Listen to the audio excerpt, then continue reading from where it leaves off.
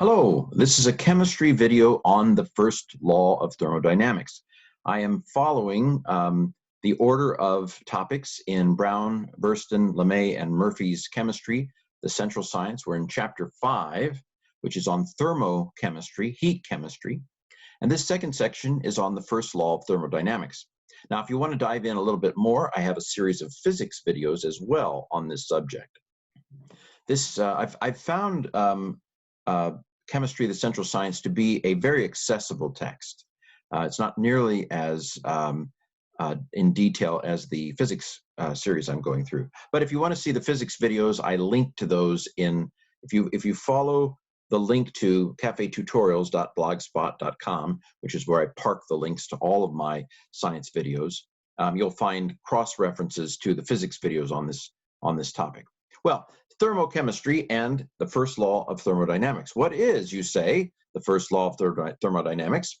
Well, the first law of thermodynamics states that energy is conserved. That is, energy can neither be created or destroyed unless you're God, and then you can do it. You know, hasn't done it for a while, as far as we know, just kind of beginning at creation. But anyway, moving on.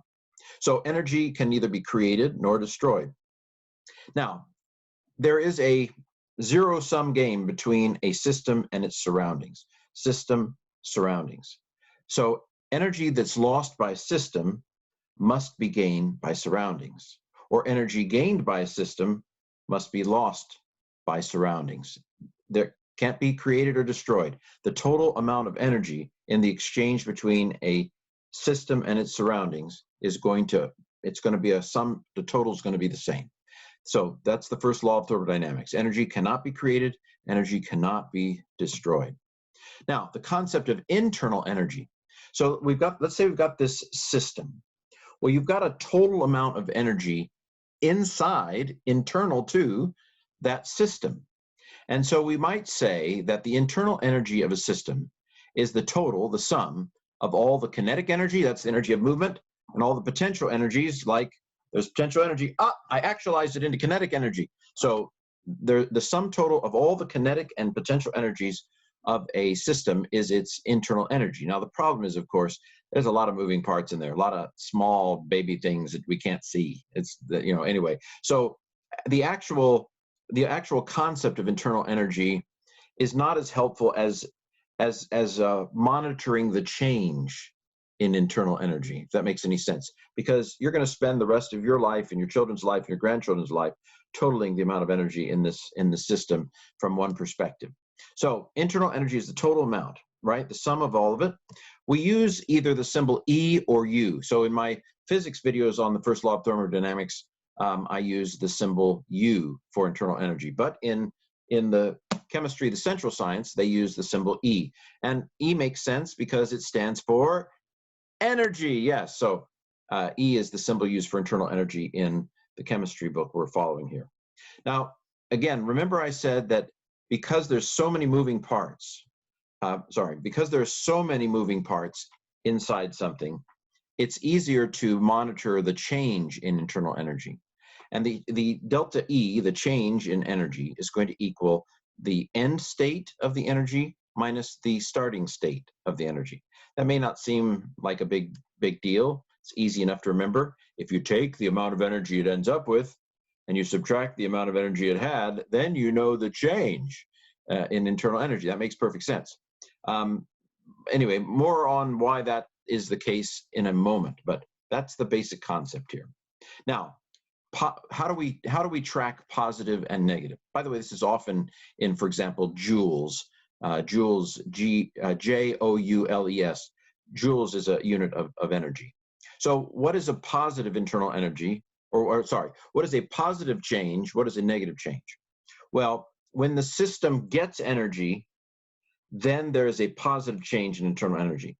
When a system loses energy, then there is a negative change in internal energy, okay? So the delta E is positive when the system gains energy, and delta E is negative when the system loses energy, okay? System gains energy, positive change in internal energy. System loses energy, negative change in internal energy. So here's an example in the reactions relating to the formation or breaking apart of water. So when hydrogen and oxygen come together to form water, believe it or not, and I'm not sure this didn't make sense to me, but this is the case, that when hydrogen and oxygen come together, the total amount of energy is lost. Energy is lost to the surroundings.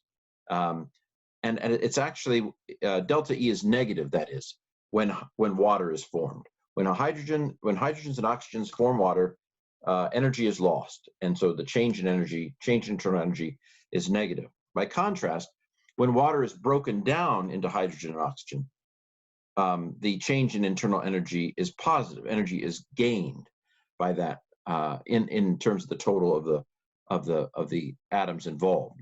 So interesting. But this is an example of how delta E works. Delta E is negative when water is formed. Delta E is positive when water is broken apart. Okay, now let's talk about heat and work. So when heat, Q, now the textbook uses a small case Q. I'm used to a large case Q from physics. But anyway, when heat is added to the system, the internal energy bank account gets a deposit of energy. So the change in internal energy will be positive when Q is added to the system, because the bank account gets more money. Ching, ching, ching, ching, ching, ching. Okay, so Q is positive when energy is added to the system. By the same token, when a system does work on its surroundings and energy goes out, then we lose money from the bank account. So when work is done on the surroundings, work is negative. The change in energy is negative with regard to the system, because the system is giving away to the surroundings. So it all has to do with where the flow is. If work is being done on the system, work is positive. If energy is being added to the system, heat is positive. If heat is going out of the system, heat is negative. Or if work is being done on the surroundings outside the system, then work is negative. Okay, so that's how the signs work with heat and work. Now here's the thing. The total change in internal energy is going to equal everything that's going on with the heat and the work. So it's going to, you add these together and you're going to get the change in internal energy. Okay, Q plus W, heat plus work, gives you the change in internal energy. Okay, now endo and exothermic. This should be pretty easy. Exit is when you go out, right? So exothermic is heat going out. Endothermic is heat coming in, right? So an exothermic process is one that gives off heat. So Q is going to be negative in an exothermic process, because the system will be losing heat. An endothermic process is one where the system absorbs heat. Heat is coming in, and so Q is going to be positive in that particular case. Lots of little things. None of it's real hard in this. It's not a hard section, but stuff coming in. But lots of little things to do. State processes. So, like I said, you can't really know the total internal energy of a system because there's too many little bits, too many atoms, too many things to count. But it is a fixed value, the internal energy. What is more useful, therefore, is to track the change in internal energy rather than the total actual amount of the internal energy. So we measure the change, the delta E, the change in internal energy. So a state function is one whose value depends only on the state of the system, not on the path it took to reach that state. So for example, I try to run every once in a while. Let's say that I'm traveling. My elevation is a state function. So let's say I start off a trip at Florida, and I end up my trip in, the Appalachian Mountains. So the elevation, it doesn't matter whether I went up a little, down a little, up a little, down a little, up a little, down. Basically the final change in height, the change in elevation is ultimately just subtracting the initial from the final. And that tells me the change in elevation. It's a state function. It doesn't matter whether I drove all the way to California to get to the Appalachian Mountains from Florida. It doesn't matter whether I drove to South America, came north, went to Canada, came back down south. It doesn't matter what my route, whatever let's call the whole thing off. It doesn't matter how I went there. the change in elevation is a state function because it only depends, the value only depends on the ending state and the beginning state. Now, distance is not a state function because I would have gone a much bigger distance if I went to California and back than if I just went straight from Florida to the Appalachian Mountains. So distance traveled is not a state function because it depends on the path I took to get there. But the elevation only depends, change in elevation only depends on the starting and ending point. So change in elevation is a state function, okay? So that's what a state function is. Heat and work are not state functions. So the way that you went from one state of heat to another heat state matters as to how much heat has been involved and how much work is done. It matters. I mean, like I said, let's say that I'm climbing a mountain and I've done more work if I climb to the top of the mountain and back down to the other side, or if I go kind of around straight to the other side. So heat is not a state function.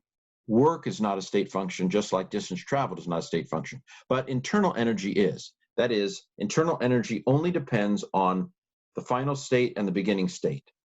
And so you can see that the Q and the W have to work together to get the same delta E, for example. Well, okay, so this has been a little taste of the first law of thermodynamics in this chapter.